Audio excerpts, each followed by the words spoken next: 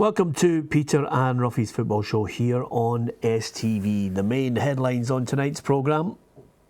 Ian Cathro says defeat's not an option for Hearts in their cup replay as Hibs lie in wait in the fifth round draw. Graham Shinnie extends his stay at Aberdeen. And Celtic prepare for a record equalling run set 50 years ago by Jock Stein's legends.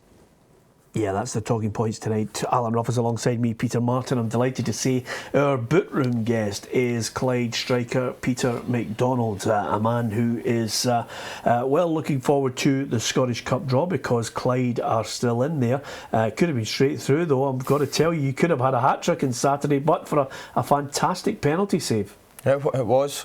I should still have sunk it though, but I'll move on to next week and hopefully I can repay the lads with another goal. Yeah, and as far as the season is concerned, Peter, you must be absolutely delighted because you're banging in goals right, left and centre. 16 for the season? 16 so far, yeah. I'm happy with it. You know, although performances as a team could be better, we've had a wee bad month there. But on Saturday, if the performances continue like that, then I can see us rising back up into the playoffs. Yeah, well, let's talk about the draw because you guys are in it. There'll be a replay for Clyde and Stirling Albion, but Ruffy, the draw itself. We'll have a look at it now, but you've got to say full marks to Rod Stewart. He certainly made it entertaining. People are talking about whether it was car crash telly, but I thought it was absolutely fantastic. Yeah, well, you've got to be in two camps here, as you said. Yeah, I think it was hilarious. Or from the SFA's point of view, was it a bit of a farce? And I have to agree with you. I thought it lightened it a wee bit. I think we should now get them to do the Champions League and the World Cup draw. I think that would liven both of these draws up. But it looked as if he'd had a beverage a bit too far, but it was quite funny. Yeah, absolutely. Listen, he's a rock star. What do you expect from him? You don't want it all to be serious, but what he did manage to do was pull out some interesting draws in the fifth round. Of course, the one that caught my eye, Ruffy, is quite simply the prospect of an Edinburgh derby yet again. But Wraith Rovers against Hearts is the replay Wednesday night. Ian Cathro certainly, I don't think he's too happy about having to play it back to back so soon. No, I think he would like to get a wee bit longer with the players. I think that's the point he was trying to make. But certainly Wraith Rovers, the second half they had there, they'll go there with confidence. They'll see that Hearts aren't firing on all cylinders. But you're right, if Hearts were to win that, Hearts Hibs would whet everybody's appetite for the next round. Yep, Hibs had absolutely no problems, Peter, with Bonnyrigg Rose. In the end, the junior side delighted to be at that stage of the tournament, but they were ruthless, Hibs. Oh, they were terrific. Fair play to Bonnyrigg Rose, you know, for coming out and having a wee go. But Hibs were just lethal, and when you lose a goal so early, then another one, then it was curtains, wasn't it? Yeah. Would it be a good time? Would it be a more confident Hibs, maybe a Hibs side that we should consider favourites if it ends up being an Edinburgh derby, Ruffy, on the basis that Ian Cathro is still tinkering with that side? Yeah, I think on basic form you would say yeah. You know, Hibs have got their act together. Neil Lennon's adding players here and there, you know, and making them a lot stronger. Obviously, Hearts aren't firing on all cylinders. So if you're in the Hibs camp, if it was to be Hearts, then you would feel confident in going there. I think the only thing would obviously be home advantage. It might just make it not as a certain result. Yeah, wee suggestion that Hearts fans far from happy with the way things are going at the moment. Would there be pressure on the manager if they were to lose to Wraith Rovers at home? I think it's too soon for that. I think he's been handpicked by the owner and the head of football. You know, so these are the two people who I would think would show a bit of loyalty to him. I think everybody will say it takes you a while to get your feet in there and get to know the players. He's changing their whole style of play. He's changing their whole style of player that he's bringing in. That'll take time. Obviously, it's up to the supporters, but he does really need to start winning games. Yeah, absolutely. Of course, the attraction for them is the Edinburgh Derby. The attraction for you guys is Ayr United or Queen's Park. If you can get past Stirling Albion, either one, I presume, suddenly you get a situation where you could be into the latter stages of the tournament. Totally. I think it's a winnable tie, you know, in the next round. But first and foremost, we've got to concentrate on Stirling. They're a tough side, and Dave Mackay's went in, rang the changes a bit. I think he's brought on about 10 new players, albeit a few loans. But they were a different team now than what they were at the start of the season against us, and it's all down to Dave. But I think we can go there like I said, the way we played on Saturday, if we do that, then I think we can get through. Yeah, what about your old team, Morton? I mean, Jim Duffy just continues to work miracles at Capello. Outstanding, absolutely outstanding, especially on a shoestring budget. Not many people know that. What he's done there, he's got a team who compete first and foremost, and just through desire and hard work, they nick results. And lately, they've been comprehensively beating decent teams. Yeah, we had the Morton game as our game of the weekend, and right at the end, Jim Duffy clearly delighted with the result, and of course the fact that Morton are in the next round. Obviously we're thrilled. I mean, it's a really difficult tie. Two teams quite evenly matched that have been, for the last season and a half or so in terms of the games competed. But overall today, I thought we were slightly better, and I think we deserve to get through. I think our front two players today, I think Aidan Nisbet and Gary Oliver, I thought were outstanding. But the two goals came from midfield players, and Jamie Lindsay and Ross Forbes. And sometimes it's the movement of the front players that creates the space. And thankfully today, Ross and Jamie capitalised on the chances. But particularly in the second half, with 2 or 3 other chances, could have made the game a little bit more relaxing. But nevertheless, we kept our concentration and managed to see the game out. Okay, he's a happy man there. Is he a happy man for the financial rewards of Rangers? I'm sure the people upstairs will be happy with the draw against Rangers. I suppose with the good result against Falkirk, you would maybe want another home tie if you want to progress in the Cup against probably a lesser side than Rangers. But the players will go there with confidence. We saw that they're very, very well organised. But again, I think you'd be prepared to have Rangers at Capello rather than Ibrox. Yeah, I'm going to mention this to you, Peter. I'm sure you'll agree with me on this. He's 37 years of age. He scored 2 goals to completely turn the game against Motherwell on its head. I'm talking, of course, about Kenny Miller. Give him a deal. I think he's worthy of another year's deal at Rangers. Definitely. It's 37. I think people last year were saying, oh, he's only earned his contract through appearances, which is fair enough. But to be top striker in a Rangers team challenging the Premier League is credit to himself. Great professional, and for Kenny not to get another year's extension would be the wrong thing to do, I think. Yeah, I think he's been absolutely superb. I mean, he's week in, week out, we always talk about the fact that Kenny's a tremendous role model as well, Ruffy, but the 2 goals, I mean, his first goal was an absolute cracker. The second one is all about composure. Yeah, you would have to say at the beginning of the season, the managers looked at him and said, right, I'm not going to get a lot out of him. I'm not going to get 90 minutes. So what I'll do is I'll get and splash some money in a younger striker. And obviously Waghorn's there. So I think they would be expecting Kenny to play maybe 60 minutes a year or come off the bench and give them maybe 40 or 50 minutes. But he's proved that he's a 90-minute player. He's proved that with the experience that he's got, he's a starter, and he's a starter for 90 minutes. So he has to get a new contract. Yeah, in contrast to that, you've got to mention Mark McGee, because if Rod's interview in making the draw for the Scottish Cup was a highlight, certainly Mark McGee's interview trackside could be turning into an internet sensation as well. Couldn't speak for 30 minutes and so disappointed when it looked as if Motherwell had only 6-7 minutes to try and hold on to a 1-goal advantage. Yeah, you would think with the experience in the Motherwell side defensively they'd be able to see that one out. Rangers were still creating chances, but they did so well up until then. And as a manager sitting at the side, obviously a past player, he's kicking every ball for the last 5 minutes, and obviously at 1 each you would have said, okay, I'll take that. I'll take the replay, and then to lose the goal the way they did the second one, I think that was the one that really hurt them. But you could tell by the interview that he was really didn't know where to go with that one. I mean, he was so. I mean, he said it was the lowest part. At lowest point he felt in his career, even with 2 playoff defeats. Do you think he forgot the 9-0 defeat at Parkhead? Yeah, well, to be fair, rather you than me mention that. Now that you've brought it up, I'm sure it'll get back to him. But nevertheless, I think he's come to terms with that one. It's the playoffs that were painful, of course. Let's also mention a few others. I've got to say to you just quickly before we'll hear from Brendan Rodgers in the next part of the programme, but St Mirren deserve tremendous credit as well, Ruffy.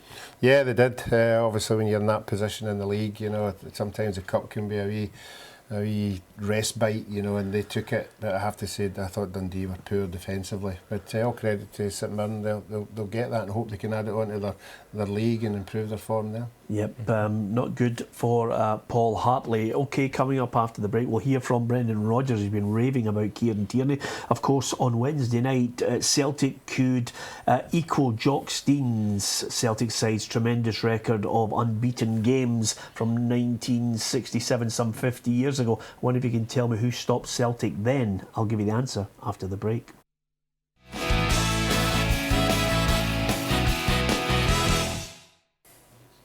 Welcome back to Peter and Ruffy's football show. Alan Ruff is with me, Peter Martin. Our bookroom guest is Clyde's Peter MacDonald. Delighted to have him with us. Scoring goals for fun in that division. Cup run's always nice, I'm sure. The actual playoffs, a lot of Clyde fans will be hoping that's achievable. Is it achievable? You've managed to bring in Jordan McMillan. Barry Ferguson will be delighted at that acquisition. Is it possible? Yeah, definitely. Our sights were to try and win the title. Like I said before, five games in a row, poor performances, a few injuries kicking in, small squad. But we've got to look to playoffs now, I think, and getting players the calibre of Jordan in is only going to enhance the chances of us getting there. The Gaffer's signed another wee boy, Matt McKenzie, from Stirling Albion, wee buzz bomb, as you call him. So he's another player that's going to add to the squad. Yeah, and if I'm talking about Kenny Miller getting a year's deal at 37, surely there's another year for Peter MacDonald. Surely the Gaffer's just going to put it down in front of you. I know. Oh, that's him phoning it out. No, I'll just see how things go. Just keep playing every week. And, it's nice to get the goals, but as long as we win, I'm not really fussed about who scores. Let's concentrate on a record, Ruffy, that quite a number of people have been watching with regards to Celtic. Just before the break, I posed the question, can you come up with a team that stopped Jock Stein's Celtic going on an unbeaten run, which should have been 27 games unbeaten. They were at 26. Celtic have the chance to equal that in midweek if they avoid defeat to St Johnstone. So can you come up with a team that stopped Jock Stein's Celtic? I'd be guessing, and I'm going to guess Kilmarnock. You're going to guess Kilmarnock. Look at that. The reason why you're smiling is because the viewer doesn't know you've already had a guess in the break that's ranked rotten. Peter, I'll give you your Hearts. You're going to go Hearts. Yeah. Okay. Amazingly, Dundee United stopped Jock Stein's Celtic 3-2 at Tannadice and actually defeated Celtic twice that season. But it was 26 games, and now there's a situation where Celtic have an opportunity to equal that record, which is no mean feat, Ruffy, to say the least. No, it isn't, and particularly home advantage. You would think that they would not lose the way they have been. So really good this year. They've been good, and they've had a great pool of players. Obviously Tierney coming back there, the Boyata's there. It just shows you how strong they are in depth, and I would think they'd be too hard to beat at home. So I think that record's a pretty gone certainty. Yep, okay. Well, Kieran Tierney came back into the team for the match against Albion Rovers at the Shivery Excelsior Stadium, and Brendan Rodgers clearly delighted to get him back. Looked like he'd never been away. You know, that combination on that side with him and Scott, very strong. So yeah, he's a young player, 19, fit. The time out will have given him some rest and a chance to strengthen up the areas that he needed. You know, you think since he's burst into the team, he's hardly been out of the team. So this allowed him to gain some core strength again in different areas of his body, get the operation that he needed, and he'll be absolutely flying second part of the season. Peter, what do you make of him? I mean, he's a player of some standing at Celtic, but Kieran Tierney fit straight back in. No, he's a great talent. It wasn't until I watched him in the Old Firm game I thought, this boy's a proper player. He was up and down, full game, and he's hard as nails in the tackle, which is good. And he plays for the jersey. He's a Celtic kid through and through, you can see. And for Celtic to have that, and you've got James Forrest as well. different class for them. Yeah, and over and above that, he mentioned there, Brendan Rodgers, Ruffy, about Scott Sinclair. His first goal was something special. I mean, outrageous that he gets such a high, kick on it, and then it dips right at the end. Yeah, it's one of these training goals, and you play wee games, and you get somebody like that a bit of space. So they've got all the confidence in the world just to look up and just curl it in there. You're right, the ball did take a big dip, but that's a technique that I suppose he's been trying out in training, and it was a terrific goal. Yeah, just a word for Scott Brown, who could make his 400th appearance on Wednesday night. Yeah, I hope that wasn't, a wee hint that he's played too many games with the Scotland game coming up. I hope it's about how well he's done in these 400 games. I still hope that he makes himself available for the next game. He looks fit, he looks as if he's not picking up the injuries he used to. So let's hope he can do it for Scotland as well. Yep, okay. Now, switching our attention from Celtic, another little bit of news was Graham Shinnie, Ruffy, extended his deal at Aberdeen to 2019. Yeah, well, Derek McInnes has been on record saying there's 4 or 5 of them at a contract, and he really wants the ones that want to stay, and he comes into that category. He's been tremendous since he went in there. I'm sure he would love to get now again on a contract as well. So that's the one we're all waiting to see, and it'd be interesting if he can keep a hold of him, because sometimes when you keep a hold of your better players, everybody else falls into suit and just signs the dotted line. So no, I think he's the board now are helping him.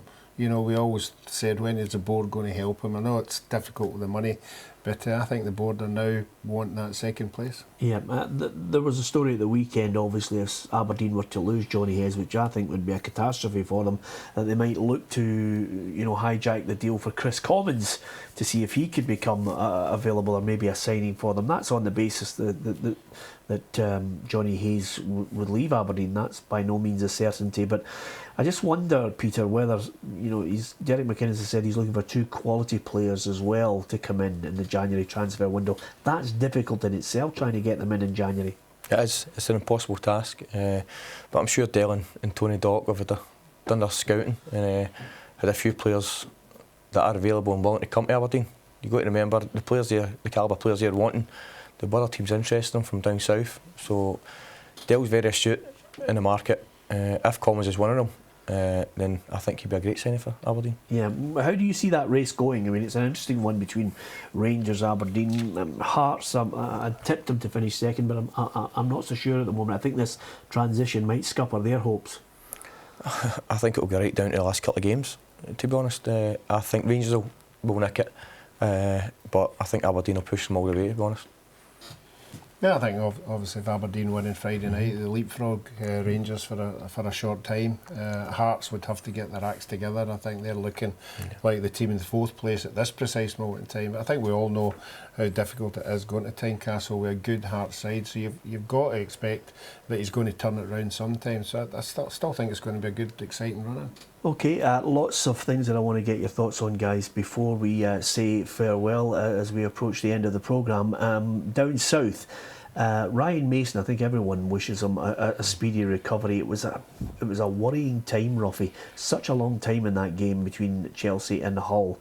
He had a fractured skull. Thankfully, he's speaking now, and I think great credit to the Chelsea players. They were off to the hospital with the family to see and make sure he was okay. Yeah, it's a horrible thing in the game, a head knock. You see these centre-halves and they just go for everything, and unfortunately it was a clash in the side of his head that seemed to do the damage, but when you saw it right away you went, oh my God, I hope nothing. But it's great to hear that he is speaking, and it is, as you said there, it's great, the support, not just from Chelsea but from every other club. They're always posting, and I think that's always a good thing. Okay, the other point which I think we started on, the ridiculous of the Scottish Cup draw, we may as well finish on, and I hate to have a dig at your fraternity, Peter, but Ross McCormack has upset Steve Bruce, and I have to say this has got to be the best excuse for not going to work, Ruffy. You can't get the gates open in your house at the estate. That takes some doing, Ruffy. I've heard a few excuses. I had one that is a cracker, but I had one particular player who came into the Hibs dressing room who was late for training one morning, and the reason that he was late was he was stuck in traffic because there was an elephant on the road. Yeah, I think there's just a grey area there, isn't there? Really, travelling for South Africa. Yeah, exactly. Another thing about it I thought was great was Steve Bruce went to the house and he's taken a photograph of the wall and the gates. I mean, honestly, that doesn't win players any favours, Ruffy. No, I know if you get caught and you get fun it, you know. The fun of our gates is just a wee sliding thing, not electric. I think you could launch yourself over the gate, especially if you're an 11 or 12 million pound signing. I'm not too sure Ross has done himself too many favours. Just a quick one here. The world's gone mental, Ruffy. Gareth Bale, he's available for 172 million. That's 10 million too much. Yeah, absolutely. Thanks to Peter MacDonald for joining us on the programme. Here's a man who's scoring goals for fun. What would he be worth in today's market if he was maybe 15 years younger? Who knows? We wish Peter all the very best for Clyde, not only in the league, but of course the replay as well. From Ruffy and Peter MacDonald and myself, join us tomorrow on the programme if you can. Chris Miller will be our boot room guest.